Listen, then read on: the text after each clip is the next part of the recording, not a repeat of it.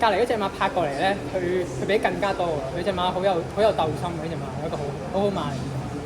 尤其是第二段嗰個步速咧，非常之快，21秒08咧，有冇真係有啲意外隻馬係，即係或者有啲驚訝隻馬係喺直路上仲可以係搞笑咁好嘅走勢咧？都有少少啊，但係我覺得隻馬今次贏係贏在嗰個鬥心嗰個刻好勁，真係。所以就算臨尾嗰個拍過嚟，佢再俾多段我，所以我諗係贏在嗰下咯，係。今場佢個檔位就唔係咁理想，其實你自己又點樣即係提醒自己去盡量克服呢個好嘅劣勢咧？咁我都係盡量，因為隻馬本身嘅跑法就係走前邊啦。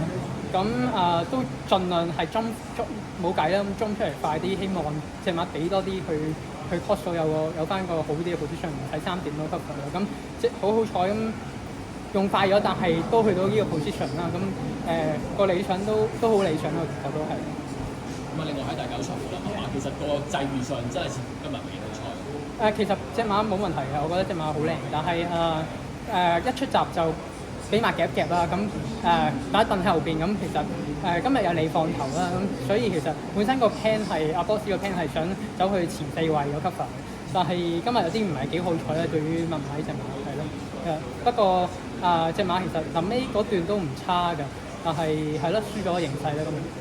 希望下次遇到個好嘅形勢咁樣。係希望。唔該晒咧 ，thank you，感謝你。Thank you，感謝。